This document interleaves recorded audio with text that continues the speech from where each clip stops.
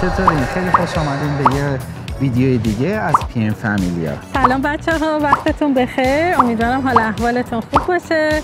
ما اومدیم با یه ولاگ جدید.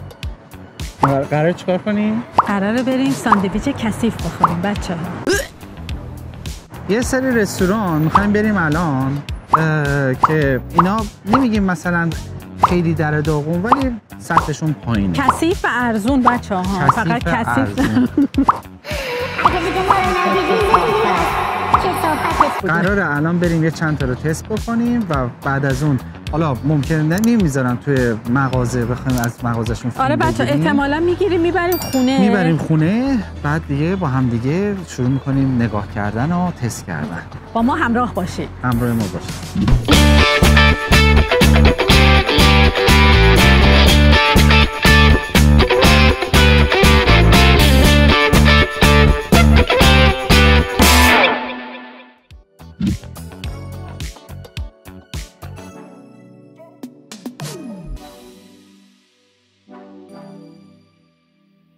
خب ما غذای اول رو گرفتیم بچه‌ها. فلافل گرفتیم 6 یورو. خدا میدونه توش چیه. توش موزه ماما. بریم ساندویچ دومو بگیریم. ساندویچ دوم و بعد سومو بگیریم. خدا به دادون و بعد بریم خونه تست کنیم ببینیم که چه امتیازی ببینیم چه امتیازی بهشون میدیم. بریم دونه دونه به اینا امتیاز بدیم. حالا رستوران بعدی یه سریا میذارن یه سریا نمیذارن. معمولا چون الان یک شنبه است مثلا صاحب کارشون نیست میترسن بگن مثلا آره بعد اون بیاد دعواشون بکنه. به خاطر همین ما ترجیح میدیم که یه عکس بگیریم فعلا نریم باهاشون صحبت بکنیم. آره چون خیلی خلوته بچه‌ها. انگار مثل جمعه ها بود تو ایران آدم دلش میگرفت. اینجا هم یک شنبه ها دلگیره. حالا یک بوی سیری میاد بچه‌ها. بریم رستوران بعدی خدا برسه. چون من منتظر باشید.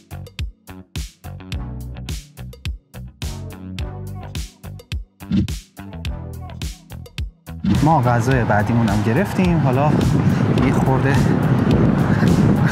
خیابون فوئنخیرالا که قبلا ویدیوش هم گذاشته بودیم من بهتون نشون بدم.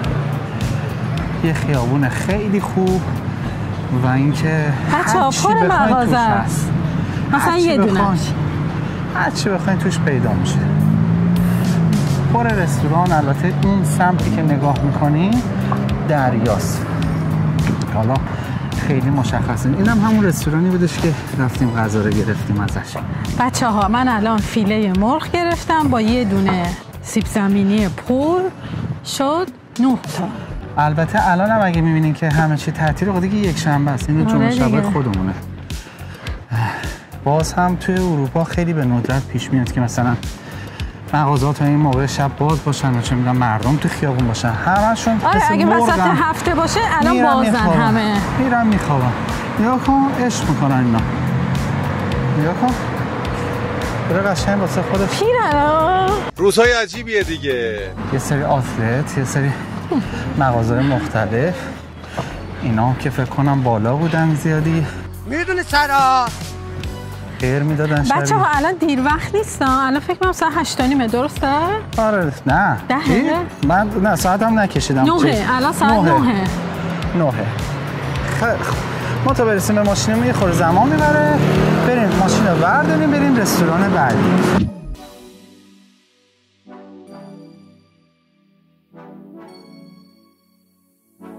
خب بچه‌ها ما بالاخره رسیدیم خونه. هیچ جا بهتر از خونه آدم نمیشه. و با این غذاهایی که نمیدونیم چه آینده‌ای در انتظارمونه. بچه‌ها واقعا نمیشد اونجا بخوریم چون نمیتونستیم فیلم بگیریم بهتون نشون بدیم. به خاطر همین گرفتیم آوردیم خونه. رستوران آخری هم خیلی اوکی نبود که فیلم بگیریم. کثیفه دیگه واقعا. ناموسن؟ واقعا نمیشه ما گفت. 3 تا ساندویچ گرفتیم. یکیش فیله مرغ با پنیر. چقدر شد؟ این شد 5.5 یورو. 5.5 یورو. فلافل شد 6 یورو. خب و این کومپاراس مثل همون شاورمای خودمونه، همون دونر کبابی که میخوریم. این شد 4.5 یورو. البته من دیدم سیب زمینیش خوبه. دلتون نخواد. دلت نخواد. اینم گرفتم. این شد 4 یورو. بیایم شروع بکنیم ببینیم که چه وضعی داره. از کدوم شروع کنیم؟ سیب زمینیش خیلی خوبه، دلتون نخواد. سیب زمینی فقط سیب زمینی مکدونالد. نه بخور یه دونه. بگو ببینم. این که نمک داره توشی خورده که نمک داره من اونو سس هم داد بهمون. خب بچه این ساندویچ کثیفا معمولا مثلا خیلی کم پیش میاد اسپانیایی باشن واقعا، یا مثلا عربن یا مال پاکستانن، ولی خب واقعا خوشمزه است دیگه. نمیدونم چه ذهنیتی حالا هستش در مورد حالا پاکستانی ها، ولی واقعا آدمای عالی هستن. یعنی بی‌نظیره. ما تو به این ساعت آدمای بدی ازشون ندیدیم. حالا لطفاً اینا رو نصف کن که غذاهاشون رو نمیدونم چی جوری میشه. این فیله مرغه. فیله مرغ شروع بکنیم. آره فیله مرغ. این خیلی بوداش بچه‌ها تو خیابون. برم برات کبابه. خب نشون بده. این نمیدونم این 5.5 یورو شد. این 5.5 یورو. آقا من بهتون یه بگم، من میدونم تو ایران خودمون بی‌نظیر زیاد داریم. ما در مورد اسپانیا داریم میگیم که مثلا اینجا چه وضعی داره. خب ما خیلی نخوریم که مثلا سیرمون بکنه که نتونیم بقیه‌اش رو چرک بکنیم. بذار ببینیم چجوریه. من عادت دارم اول همیشه رو باید بو بکنم.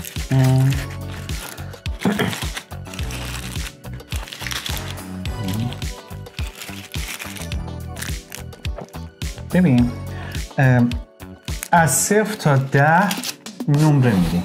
اوکی.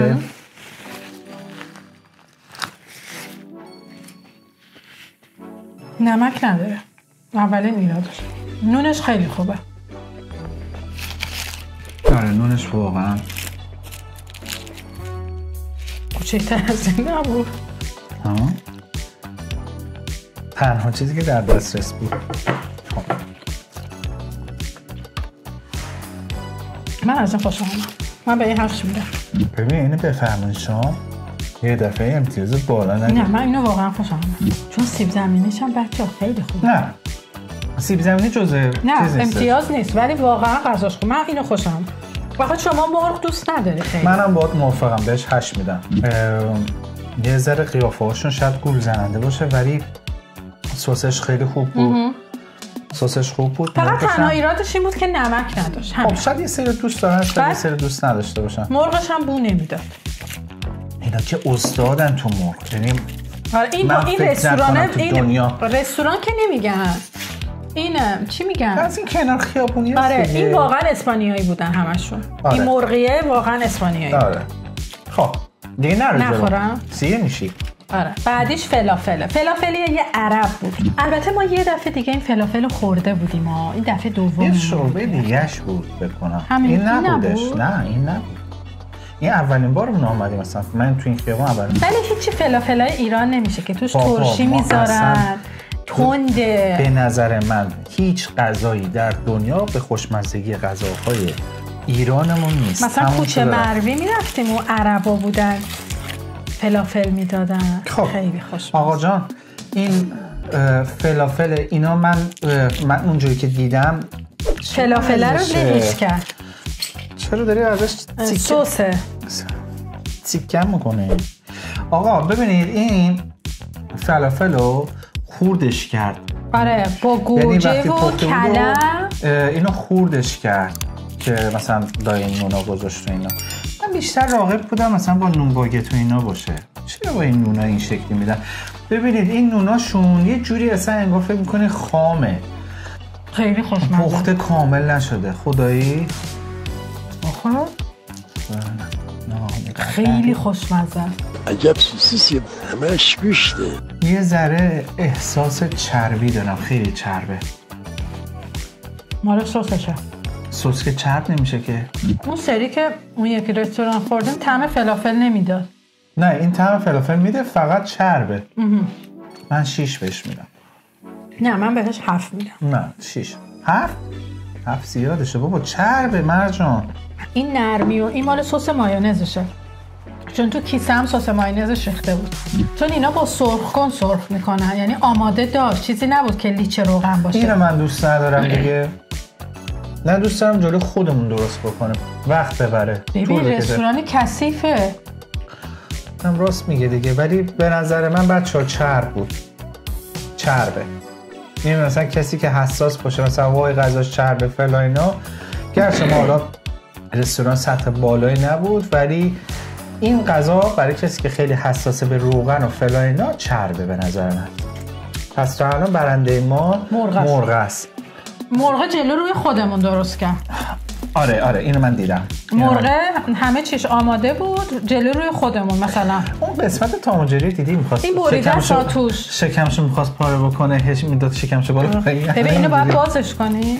بیا اینو شما این یکی از ساندویچ‌های مورد علاقه و فیوریت پشمان هست.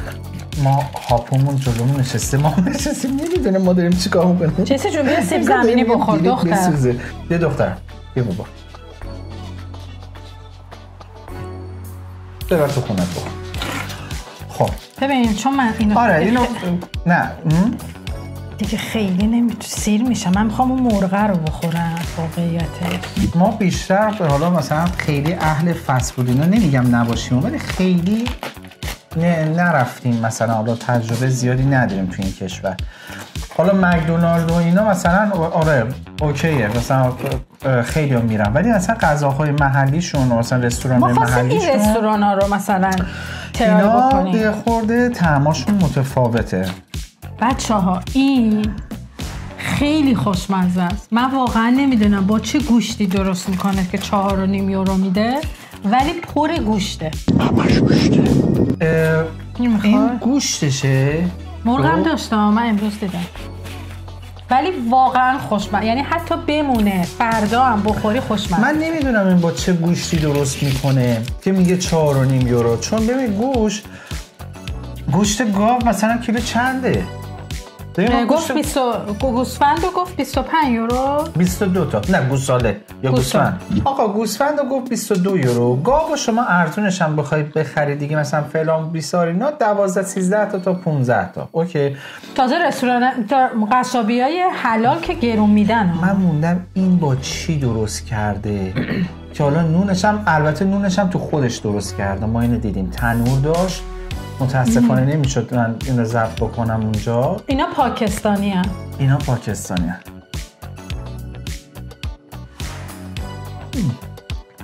بچه ها این شلوغ میشه ها، باورتون نمیشه تا 11 شب صفه تا نوبتت بشه. اصلا بی برو برگرد 10 واقعا نه چربه، سسش بی نظیره، نمکش اندازه، نمکش واقعا اندازه است. بچه ها با کمتر از این مبلغ واقعا نمیتونی تو اسپانیا یه روزه تو بگذرونی. یعنی یه صبحانه، یه ناهار، یه شام حداقل 15 یورو میخوای که در حد همین ساندویچ ها بخوای بخوری. واقعا گرونه. اسپانیا واقعا کشور خیلی کشور گرونیه. حالا نسبت به بقیه کشورهای اتحادیه اروپا نه ارزون تره ولی باز کشور گرونیه، مخصوصا مثلا تو مواد غذاییش. حالا ما خیلی در مورد ایران چیز نداریم، خیلی اطلاعات نداریم، اطلاعات کافی مثلا نمیشنویم ما از این برنامه که مثلا به لحظه بخواد باشه نه، ولی اینجا واقعا گرونه. و این که بخوای توی اینجا توی حالا مناطق بدی هم نبودش، مثلا فوئنخیرالا مناطق بدی نیستش، بودش. جای خوبی بود ولی اصلا یه همچین غذایی بخوای بگیری به نظر من ببینید 2 تا وعده ناهار و شامتون تازه 4.5 بگیری میشه 9 یورو. یعنی به جز صبحانه‌تون که بخواید بگیرید، حالا یه نوشابه یا یه آبم بخواید بگیری قشنگ 10 یورو فیکس پر میشه برای 2 وعده غذا. به خاطر همین ما مثلا می‌خواستیم هر ساندویچ زیر 10 یورو باشه، بالای 10 یورو میتونستیم بگیریم، ولی می‌خواستیم بگیم که مثلا با این مبلغ چه جوری و چقدر میشه. الان گرونترینش فلافل شد دیگه. فلافل شد 6 تا، ساندویچ مرغ شد 5.5، اینم که از همه بزرگتر بود شد 4.5. شما چند نمره دادی به این؟ من به این 10 دادم. واقعا 10. واقعا لیاقتش داره. به نظر من از مکدونالد خیلی خوشمزه داره. اصلا منطقه واقعا گوشتای بی‌کیفیتی توش آره. نزاله اسم در کرده، خیلی ها میگن. حالا یه دفعه دیگه اینجا پیتزا خیلی دوست دارن و خیلی زیاد هستش مثل ایتالیا. یه دفعه دیگه هم پیتزاهاشون رو حتما چک میکنید. خیلی ایتالیایی‌ها اینجا دارن زندگی میکنن و خیلی پیتزا فروشی دارن تو اینجا، ولی خب ما هم ارزون داریم هم گرون داریم. ما قصدمون اینه که بریم کف بازار رو نگاه کنیم ببینیم چقدریه و تو منطقه خودمون. حالا امیدواریم که از این ویدیو هم خوشتون اومده باشه، لذت برده باشید. تلاشمون کردیم که برای یه اندازه خیلی کوچیکی بهتون نشون بدیم که مثلا غذاها کیفیتش، نوعش، قیمتش چجوریه و همونطور که مرجان جان گفت امیدواریم که واقعا لذت برده باشید. جای همتون خالی، سفره‌های همتون پربرکت و پر از غذا. امیدوارم که شب خیلی خوبی داشته باشید. خدا نگهدار. عجله نکن. چرا؟ چی میگه اینجا شاید؟ بای. Bye.